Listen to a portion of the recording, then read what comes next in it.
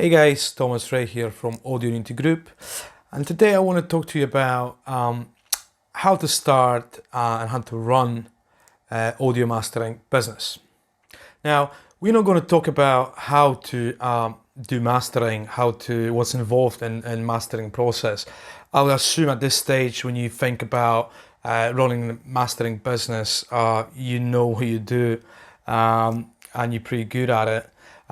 So what I'm going to talk about is what's the essence, what's the essential things of running the mastering business, how you should go about it, what's the hub of the business, and how to get new customers, but also how to stay in touch with your existing customers. When I started over 10 years ago, I had little knowledge, pretty much zero knowledge about running the business. I was in a different business, but I had zero knowledge how to run a successful business, what's involved, how should I approach my customers, how to deal with difficulties, how to market myself, and how to gain new customers, because that's super important. I knew I was missing on a lot of stuff. So what I did, I just dived into books, I dived into marketing, sales, human psychology, business structure, just to discover what is actually happening within the business, how you should approach your customers, how you should maintain relationships, because you might think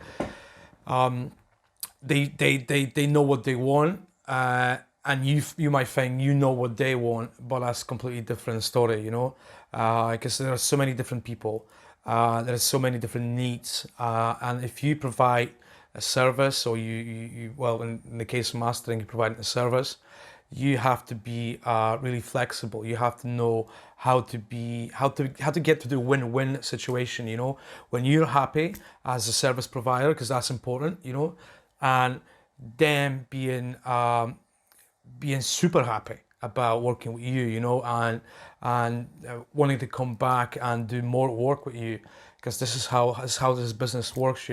It's much easier to maintain relationship with existing artists than getting the new one, because that's always difficult. So let me talk about a little bit about the hub. Okay, so what I mean by the hub, for me, the hub is your website. This is the heart of your business. I know you probably have space when you do your mastering. That's fine. That's your physical audio space. That's fine.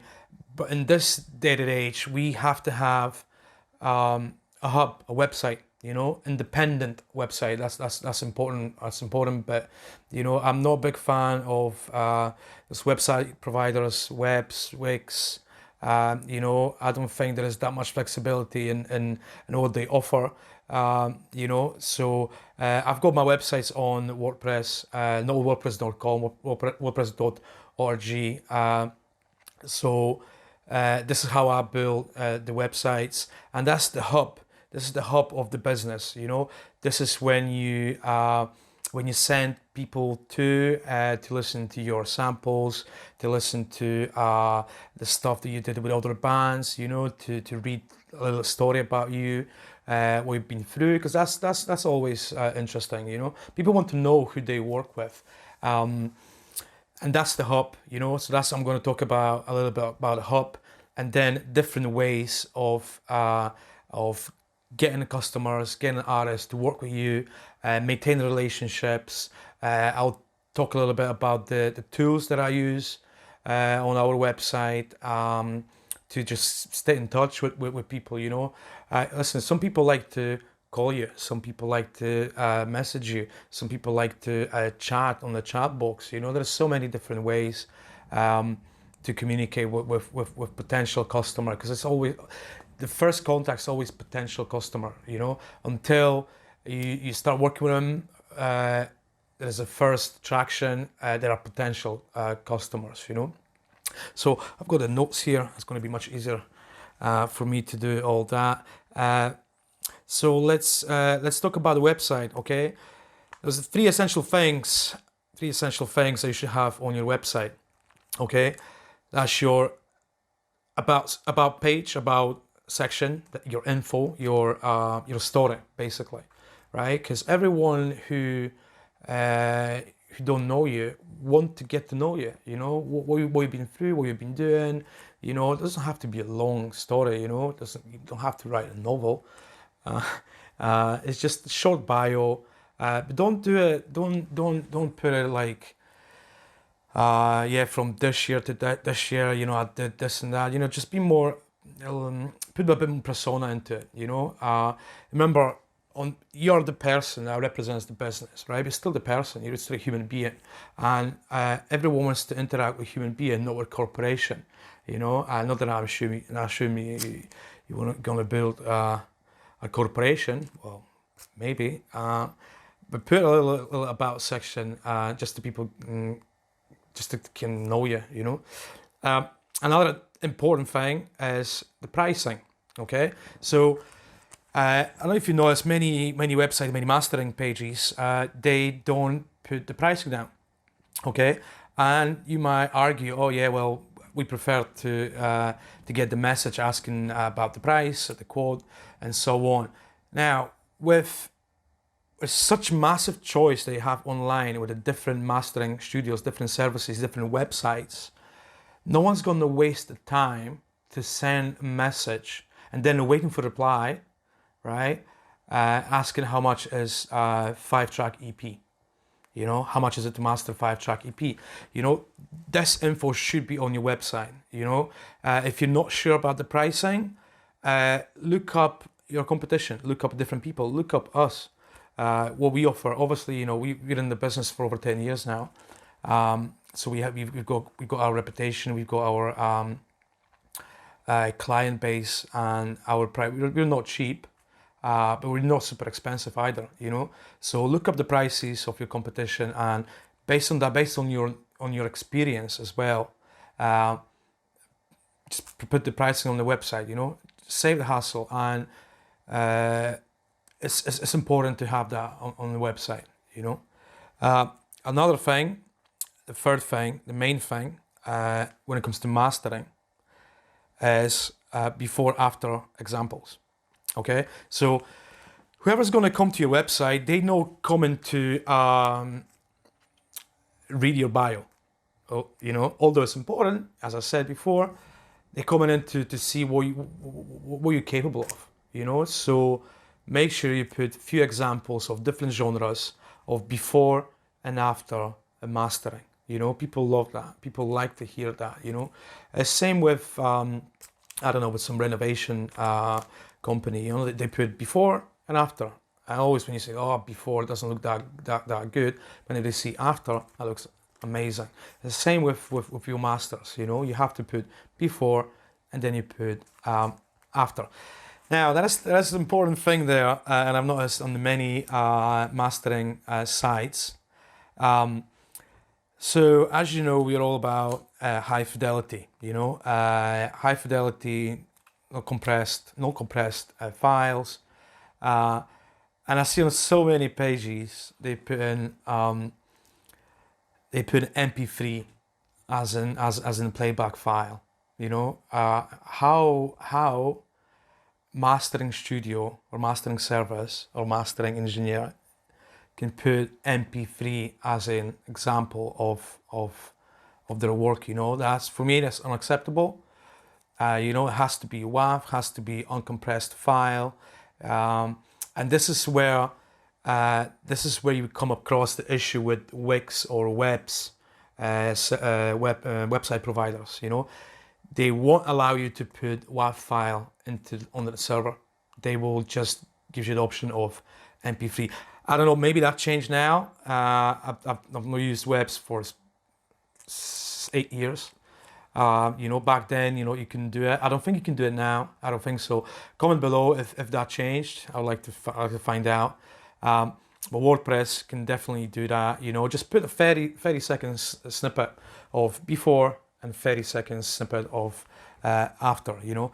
And that's the three main things that you should have on your website, right? About section, your pricing, and your before-after samples.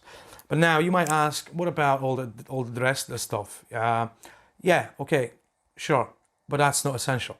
You know, that's what essential. You know, your work will do the talk. You know, if your samples are brilliant, there you go. That's all you need, right?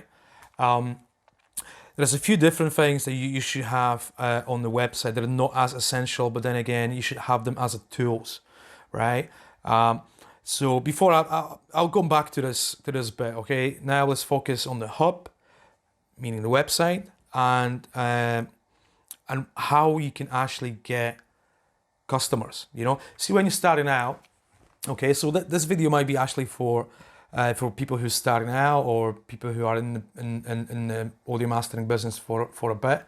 Maybe they pick up few ideas, hopefully. You know, so if you're starting up and you've not had any clients before, any customers before, you should ask people to master stuff for free. You know, I know it sounds controversial for many. You know, maybe people say, "Oh, you know, you shouldn't be doing that for free." Yes, you should.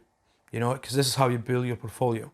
Okay, no one's going to pay you to master their album or the EP or even a single if you haven't done that before.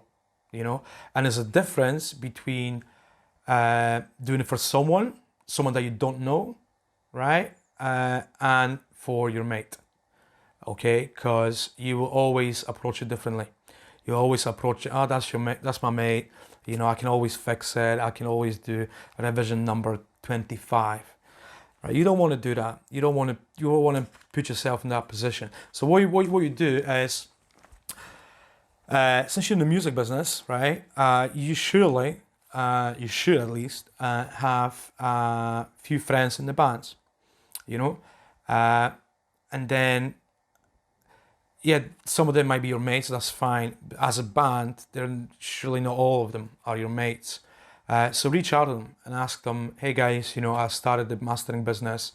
You know, I spent X amount of hours learning how to do mastering. I think I'm good to go. Would you mind if I master one of your songs? You know, and if they say yes, and then ask them, is that okay if I use it on my website as in before, after, example, as a sample? They will always say yes. They will always say yes. Just make sure you put the credit down below the sample, maybe the link, you know, to the website or whatever they prefer. You know, ask what they prefer, because some people might prefer Facebook, website, Instagram, YouTube, you know, Spotify, Bandcamp, whatever they want, you know. So reach out and ask them for the free master. You know, ask them to master their songs for free. Once you get there, you start building your portfolio. You know, you will start building your before and after section. And after a few of those masters, you start to get to know people. You know, just because you start talking to them. You start getting to know this band and that band, the bassist from the other band also is in the other band. So, you know, music's all about the community. You know, at least here in the UK, there's a massive community of musicians, engineers. You know, I'm really grateful for that. And everyone, well, not everyone knows each other. That would be nonsense. But a lot of people know a lot of people. And if you do a good job on the master, guess what? They will recommend you to someone else, right? They will recommend you to someone else.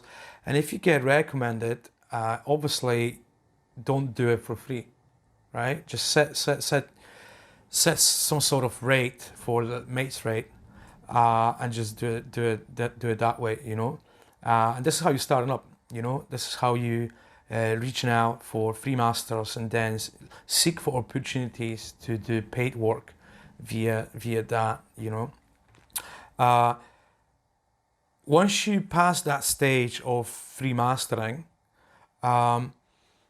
this is when you can reach out to the bands that you don't really know, right? Or you heard somewhere, or you know someone that knows someone in the band, and just tell them, hey guys, I started my mastering business. I work with band XYZ, and they really like what I did. The samples are on the website. Uh, if you got something to master, I'll be more than happy to do it for you. Uh, some people might say, well, not really, because we don't know you.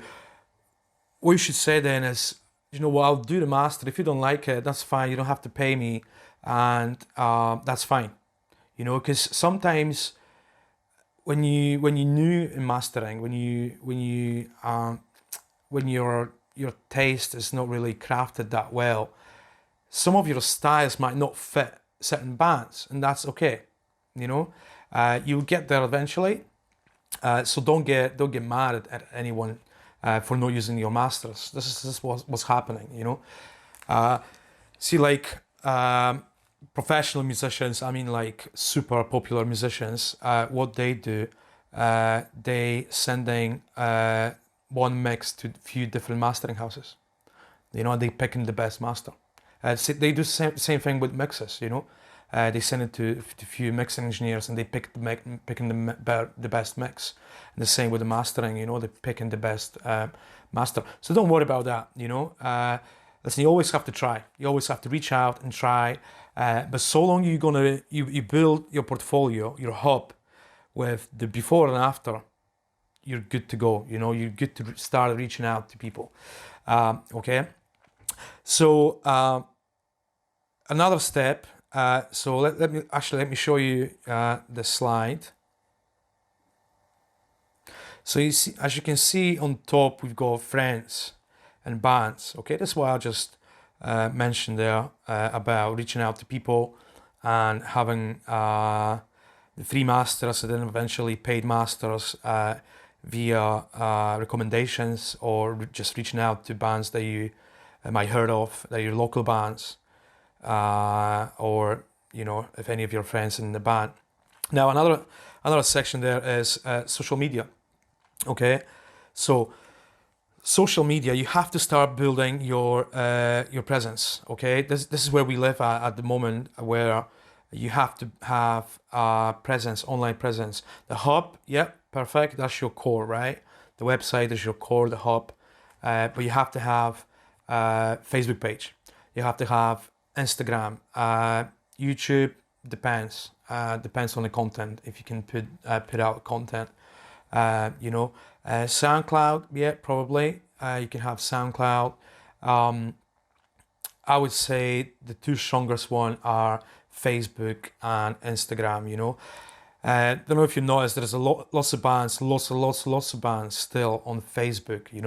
The reason being is that they can have a fan page, and also they can put out events, right? So whoever liked the page or followed the page, their page, the fan page, will get notified about event, and that's the beautiful feature of Facebook. That's why I really like Facebook, just because of that, because you can actually see who's going to play next Friday. Well, yeah, who's going to play next Friday.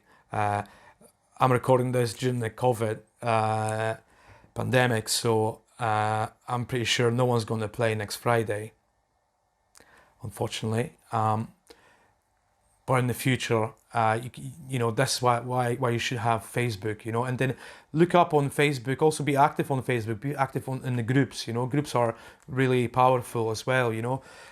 But don't try to sell yourself in the groups. That's never a good idea. Join the conversations. Be interested. Be interested in what other bands do. What songs they putting out. The video clips. Comment on them, etc. They will remember you. I guarantee you, every band checks the comments. Okay, everyone in the band, well, not everyone in the band, every band check the comments under their posts, because they want to know. They want to know what the fans saying, and if you're gonna comment often, they will remember you, and that's a really good thing. Okay, another thing, another segment I would say on our list is live gigs. Okay, so what I mean by live gigs, Basically, go to live gigs, listen to the band, and go to talk to the band after the show. You know, go talk to them. Say, hey guys, I really love what you're doing. But you have to be genuine, right? You really have to like the music they playing, because otherwise, just it's fake. You know, don't do any fake stuff. Speak to the band, you know, speak to them and say, listen, guys, I really like what you guys do.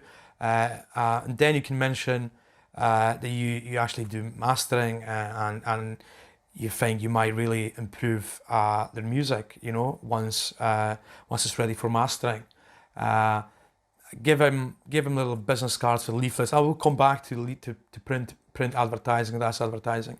To print advertising later on, but give them something that can remember you, you know, because otherwise you don't want to be the guy that's going to message them in 2 weeks, hey, remember me, or you know, stuff like that. It's just it's not a good tactic. Okay, another way of getting your customers is get in touch with recording studios. You know, get in touch with your local recording studios, and just start a relationship. You know, just tell them what you do, tell them who you work with before, show them the before and after samples. Here, I would advise to ideally phone recording studios or email them, phone them up and ask if they would mind if you would come up for like 10-15 minute chat, and that's it, you know. And then you can actually start a relationship, start a conversation, start telling them what you do, you know, and then ask them politely if there's any band that records and they need mastering, because they might have in-house mastering engineer, you know. But still, you know, make those connections, make those connections, because you never know. Let's say last week we were so busy with our schedule, someone asked to the customer from outside, as in we never worked with him before, asked to get a 6-track EP mastered, and it was like we had 72 hours because the deadline, he had the online event, and because of our schedule, because what we did at that time, we were so busy, we had to say no, right? But in the same time, we got another mastering studio just around the corner, and we just send them, those people over there, you know, and that's fine, you know. You only got 24 hour a day to do your stuff, you know. Obviously you have to sleep, you have to eat, and you have to master. But you can only do a certain amount of mastering a day, you know. So sometimes it's impossible to do what the client wants, and this is when you can send someone over to that studio the engineer that you met during the visit. You know, do it, and you know you'll be really surprised what can happen if you get to this point of having a connection with different recording studios. You know, it's a really great way of building your client list, your relationships as well. Another segment there are record labels. Okay, so surely, well, it depends where you are in the world, but there are plenty of small record labels. You know, I'm not talking about the big, massive record labels, because they got contracted engineers, so don't even waste your time yet. But get in touch with your local, or not even local, but just the smaller record labels, you know, and just same thing as with recording studios. Obviously, not always you'll be able to go up and visit them, but you know, phone them up and just tell them what you do, and just be nice and polite and kind. You know, don't be pushy. Don't try to sell. You know, just listen. It's all about community. You know, it's all about community, and I always say about the mastering is helping other bands just to sound better, you know, because that's essentially what it is, you know. And yeah, you get paid for it, of course, because you get paid for the time you spend on a task, and that's what it is. but also it's a community thing, you know, when you get to know people. So get to know record labels, get to know owners.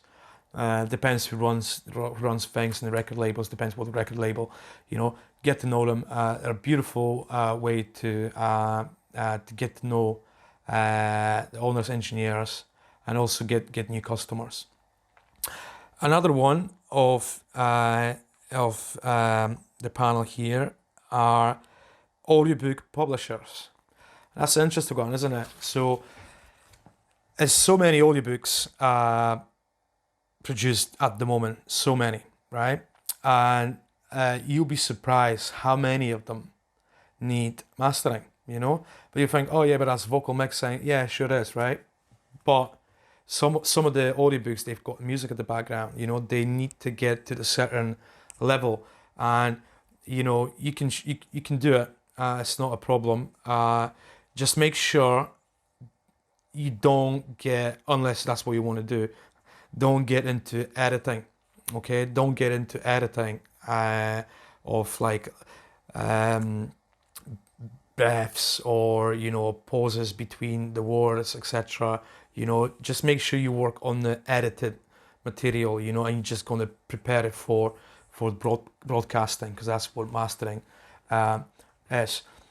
Now, uh, how to get to publishers? Just Google them. You know, look at LinkedIn is a good way to get to know people that way. You know, because all the companies are listed over there. You've got people who are actually employed by those companies. You know, so once again, just reach out here.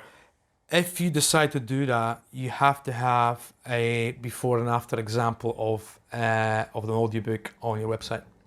Okay. Now this is the prime example why you need the hub.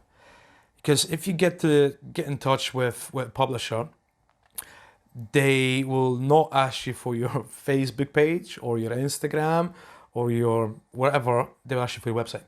Okay, because this is how it gets done. You know, this is your business card, digital business card. So you have to have, once again, you have to have a hub. You have to have your website. Yeah, get in touch with them and see if they got anything that you can do for them. You know, the last one on the list are games companies. So, you know, obviously gaming super popular just now. We've got a few gaming companies in Scotland. And they all need mastering. It's the same thing, you know. They need the audio mastered. Obviously, the bigger ones they've got already covered. You know, they got engineers. They are salaried engineers, so you know your chances are thin to get there, to get through. But try the smaller ones. You know. Besides, if you start sending emails or phoning people up, you know, you never know what's gonna happen. As in, they might say, no, we don't have any work for you just now. And then ask, oh, would you mind if I call back in a couple of weeks or 3 weeks? You know, they will say, sure, phone back. And they will know, see, perseverance is one of the keys of running successful business. You know, you have to have tenacity of just going for it, you know, and hearing no a lot of time. It's a part of the game, you know. You have to get used to it, especially at the beginning, because no one knows you. You know, you don't have a brand behind you. So you know, that will definitely be more difficult for someone who's more established. So yeah, game companies. That's pretty good one. Okay, now let's look at another segment of this video where I'll talk a little bit about the tools that you can put on, you can use on your website. So the social media, as I mentioned before, social media, you know, have your page displayed on the social on your website down the bottom, you know, in the footer or somewhere below the few scrolls, you know. Now you would think why you should have your social media prominently displayed on the website. Well, not really, because you want to, whoever's going to enter your website, you want to keep that person on the website. You don't want to distract them and asking them to go on a Facebook, you know, because what's happening on the Facebook, there's this distraction after distraction after distraction, you know, notification, message, all that kind of stuff. You know, they will forget about your website, you know. So I know it sounds a bit weird, but I'm just talking about my experience, you know. I used to have the Facebook page just on top, and you know, I could see exactly what was happening, you know. Um, yeah, the people were just clicking on the Facebook, and they were just lost, you know. Like 50% of people were just lost on the Facebooks. So yeah, don't do that. Just have it in the footer.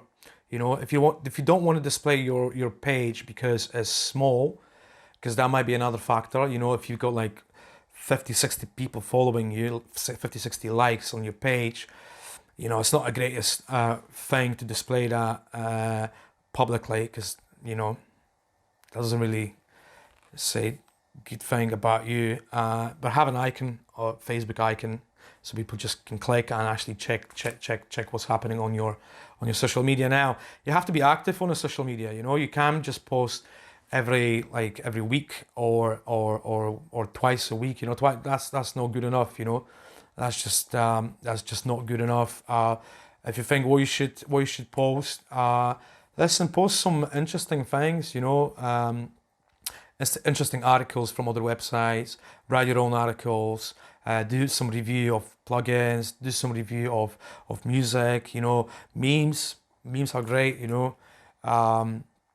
Just build up the list of stuff that you can post on Facebook or Instagram or Twitter, depends where you want to um, be more prominent. You know, another thing which is very important is a sign up form. What's sign up form? So you might think, oh, a sign up form is just like a pop-up thing that just distracts people, annoys people. Well, yes and no, right? So what's the aim of it? I can see quite often people like in audio and not only in audio industry, they have newsletter, and you know there's a small thing on their website saying sign up newsletter. And now, why would you sign up? What's the benefit? No one wants to give out the email address, the contact details for what? For nothing, you know. So well, actually, let me tell you why you would like to get someone's email address. So don't know if you know about email marketing. So email marketing is basically the way of keeping your customers or potential customers, or just people who are interested in the topic, because they don't have to be a customer. They might just be interested in the topic. They try to learn how to master, just to keep them in the loop, you know, and sending messages, emails with either some industry news or some offers. Offers are great, you know. This way you're building your email list, you know.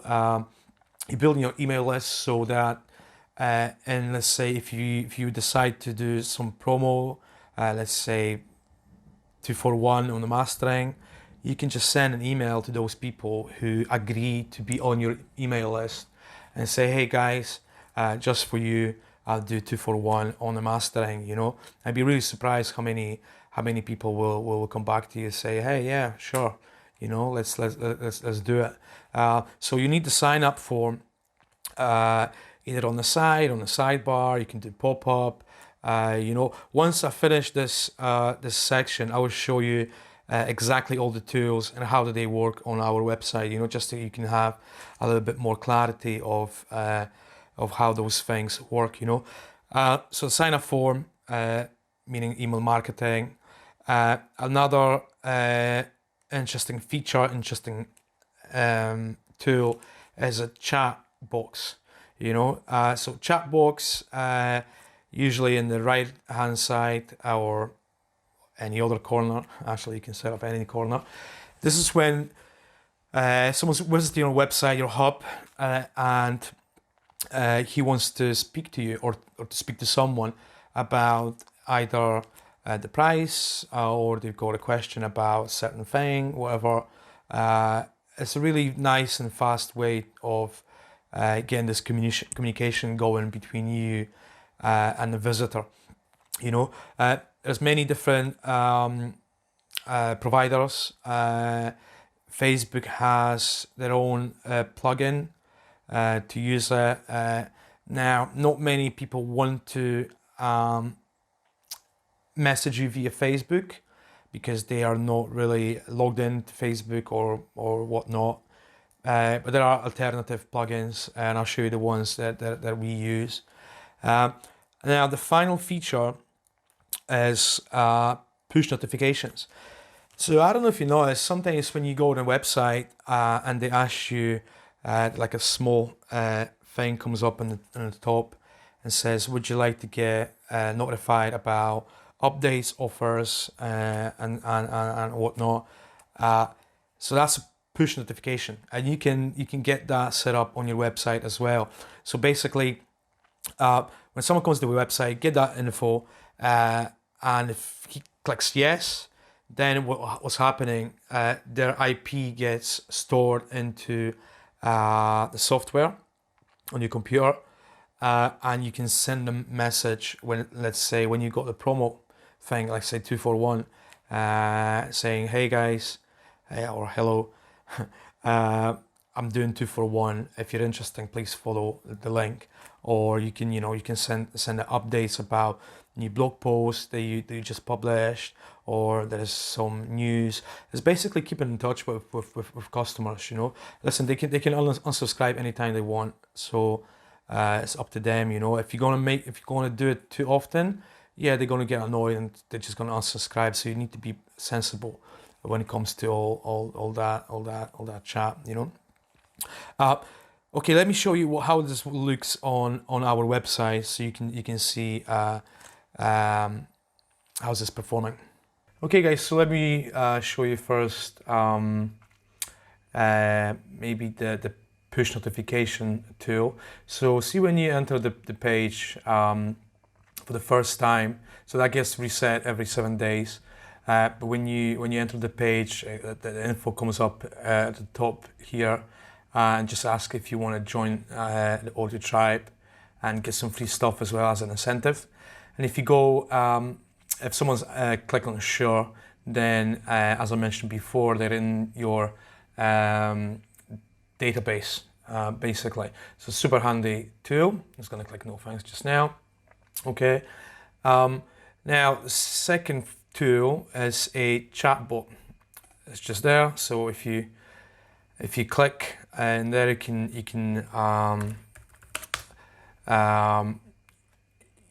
message your page, and that gets the message getting sent to your email address. It all depends. You can set it up. So let's say it might be active between 10 a.m. and 5 p.m. It depends how if you're at the computer to actually reply to people. So that's super handy feature. What else do we have here? So sign up forms. I'm just going to scroll down. So there you go. That's one of the sign up forms. Join a newsletter, get the offers, services, and recommendations. That works really well for people just to capture their emails. Stay in touch with your potential customers, and that's super handy. And that's that's social media, as I mentioned before. You can't really see anywhere else on the site. There's no social media, just because I want people to stay on the page, and I want them to go out to Facebook and basically disappear. See, this chatbot thing actually has a really nice feature of, let's say, I think if we go to blog, I can't remember. let's have a look. No, it's the same one. Basically, you can set up different message for different page. So let's say here I'm offering a free copy of my ebook, How to Make Money from Your Music Studio. So if someone wants it, go yes please. Actually, I'm going to do just now. Yes please, and see that's automatically pulls. I'm just going to put some random info there. Thanks. Check your inbox for the ebook. Hope you're going to like it.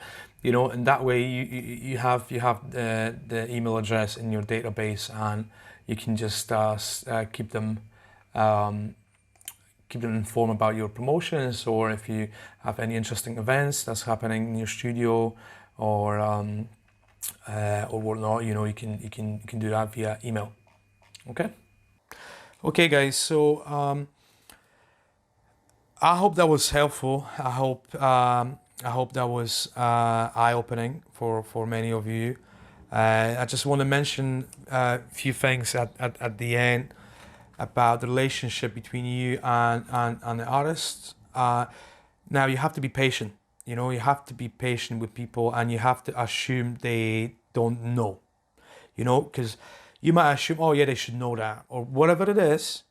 They should know that. Well, don't do that, because this is when you could create conflict, because you assume they will know this, they didn't, and there's miscommunication and things happening, and it all goes, not that great. So don't assume that people know. Just assume they don't. It's always better to give more information than less information about the subject, about the service, whatever it is. Be patient with them, and be professional. Be professional. You have to be professional. If someone sends an email to you about certain things, you have to reply within 24 hours. That's it. You have to. There's no justification for not replying within 24 hours. We live in the era where everyone can access their phone and reply from their phones.